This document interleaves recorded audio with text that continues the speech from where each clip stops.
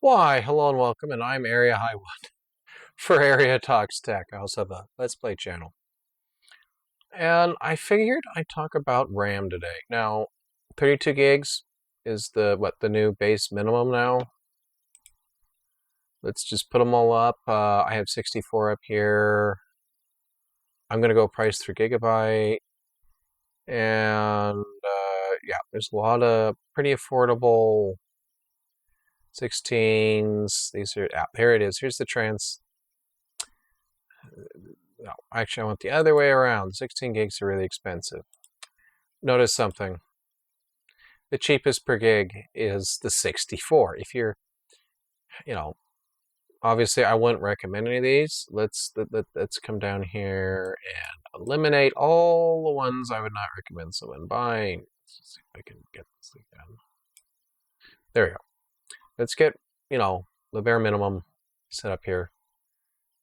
2 gigs, let's see, 32 gig instantly into the 64s and 32s. They trade blows quite a bit. I haven't used a lot of these. I know, this is a, I think that's micro. But the price per RAM, pretty good. My thought is it's easier to buy too much RAM that's stable. Just match the specs on your CPU. Here's the 9600X.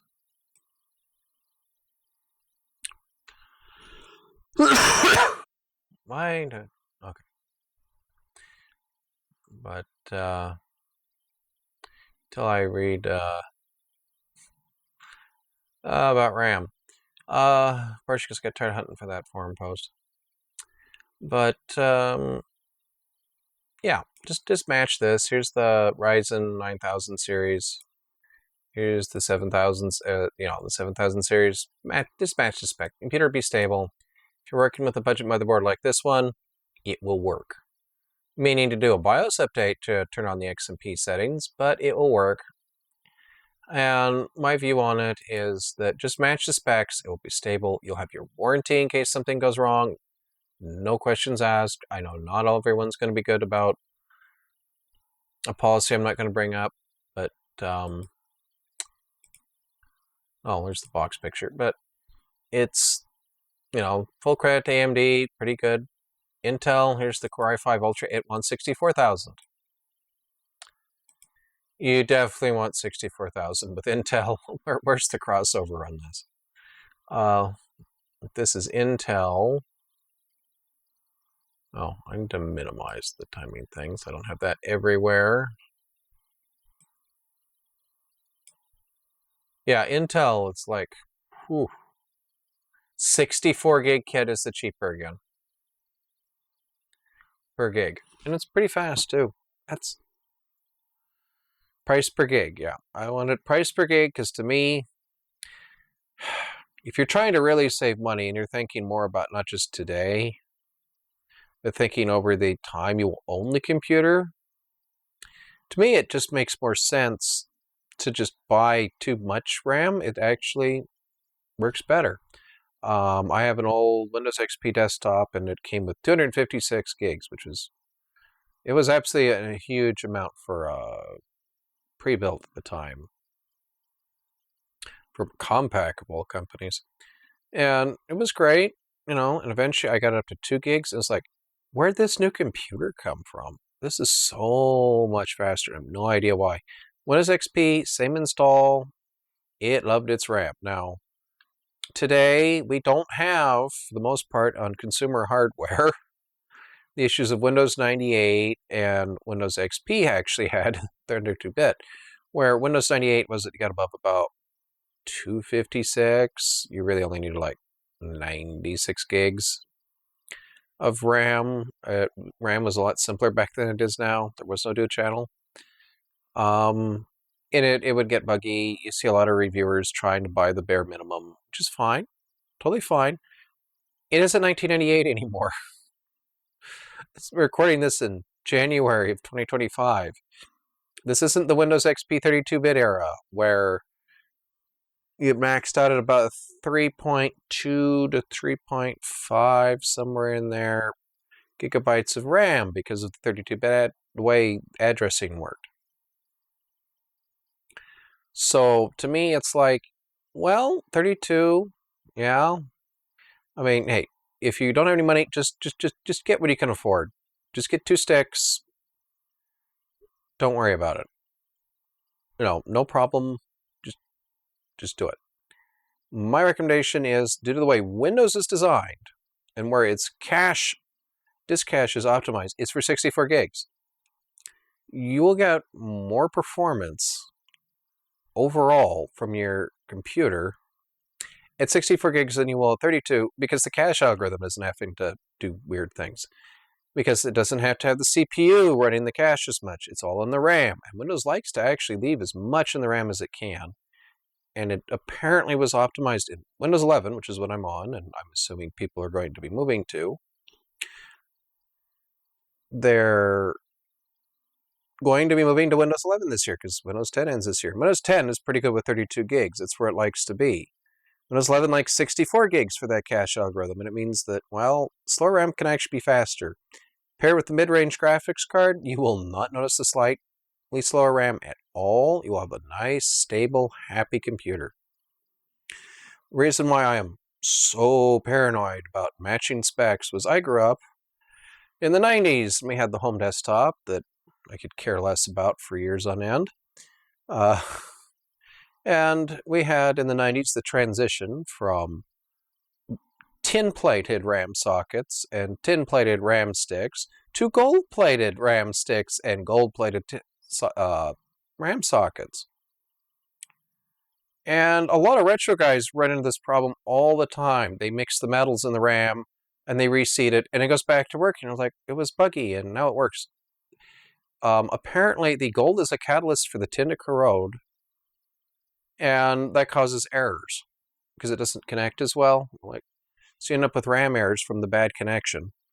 And Windows 98 was not equipped to deal with buggy RAM. It's a good operating system, especially Windows 98 Second Edition. But it like any computer, if the hardware is not working right, the operating system will have weird bugs. Swap the RAM out to the correct metal, no longer mixed metal. Rock solid computer. Worked beautifully. No problem. Went from being the buggiest money pit on the face of the planet to, oh yeah, we can use that every day now. No problem. Great computer. We're going to just sit here and it will run for days on end, never turned off, no problems whatsoever. And originally it was like, yeah, you turn it on for like 6 hours in a week and it was dead. It would glitch itself up and all kinds of issues. Just swapping the RAM, fixed. No problem. That's why to me it's like, just go buy 64 gigs of RAM. This is the 64,000, which is for your Intel Core Ultra. For the cheapest RAM, because that's what it wants, unless you buy CU DIMMs, which I don't see a toggle yet for. Which is kind of unfortunate, because that's what Intel runs on now. And I'm going to drop this down to, let's see, let's just go with 52, because a lot of people are still buying AMD 7000 series. And notice we very quickly transition on a price per gigabyte level, 64 gig. This is actually where I look more, is this price per gigabyte. To me is more important than the speed, because more RAM means more stability. A computer that, to me, is down 5% of the time, but runs 5% faster, is the same as a computer that basically has no downtime. You might have to restart it every few days, but you're supposed to do that.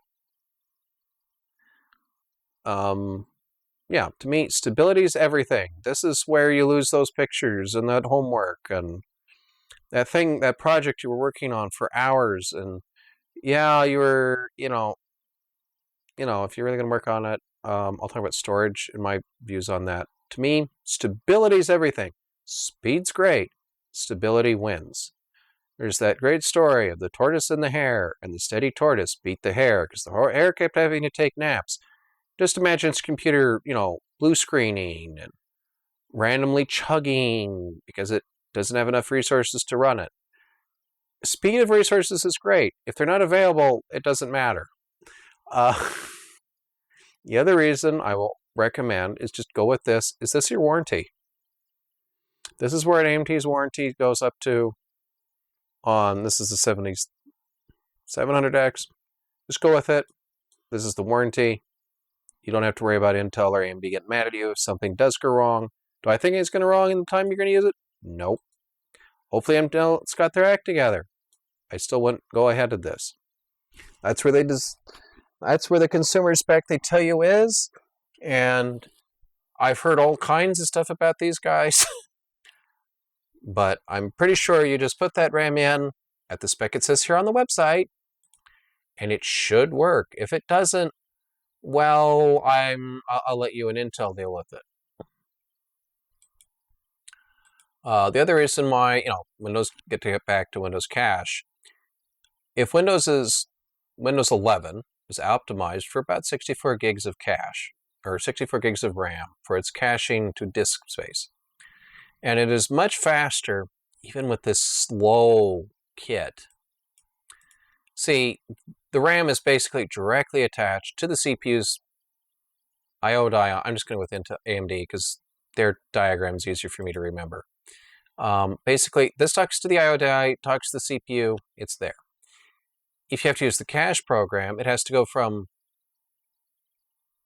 memory through the your hard drive, your M.2, your solid state drive. It has to go from the solid state storage through the solid state storage controller, through the PCI Express bus, into the I/O bus, back into RAM, and then to the CPU. Or it may just go directly from the CPU. But you notice, that's a lot more steps. And there's latency on every single one of those. Yeah, fast RAM's great.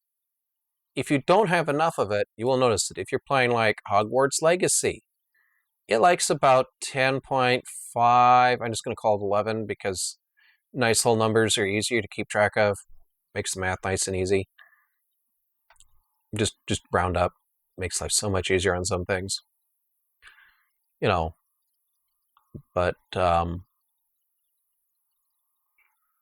yeah. I know this is a bit of a ramble, but it's just get enough RAM, happy computer, happy customer. You won't lose your homework too often, I hope. No guarantees on that. I can't guarantee that, but I can say is that just read the specs. Don't worry about all the hype online. If you're buying a budget graphics card, this RAM is plenty fast. Someone, I forgot, was it Tech Power Up or was it Tom's Hardware? They were testing on AMD chips going up. This was a huge boost, over 4,800 megatransfers. You got above that, and it was 5% gains. The thing is, you're already maxing out your graphics card, you're not going to notice. At all. There's no point. Just have a happy warranty. If something goes wrong, they definitely can't complain at you. Just at least on that point. When you violate some other way, that's on you. But I'm going to go with what they say it's designed to do. You may end up with a budget board like this one, which is a pretty good board, actually. It's not the world's best, but hey, it definitely gets the job done. And at the end of the day, what really matters is you have to me anyway, is you have a stable, reliable computer that gets things done by the end of the day. It may not be the world's fanciest, and it may not be the world's prettiest, but at the end of the day, it matters that it got everything done reliably, and you are a happy user of your computer. You will notice blue screens a lot more than you will 1% for performance. You're not really going to recognize that. You will notice the blue screen, though. Oh, you will recognize blue screens and the risk of corrupted files and instability. Oh, you will notice, and it will be annoying.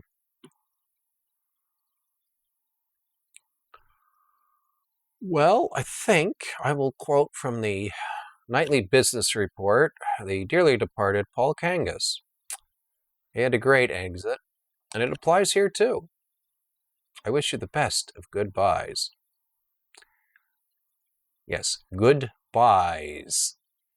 It's with a space, G-O, space, BUYS, the best of good buys. Oh, it's a great pun. That was great. I hope you have a good time buying parts for your computer, and I hope you find some really sweet deals out there. And hey, go with the brand you trust and works for you. You know, if Gigabyte doesn't work for you, go with what works. You know, sometimes it's just the way it is. And I will thank you for those who've watched and liked and commented and subscribed, and hopefully there'll be some more videos like this in the future. And I will see you guys next time.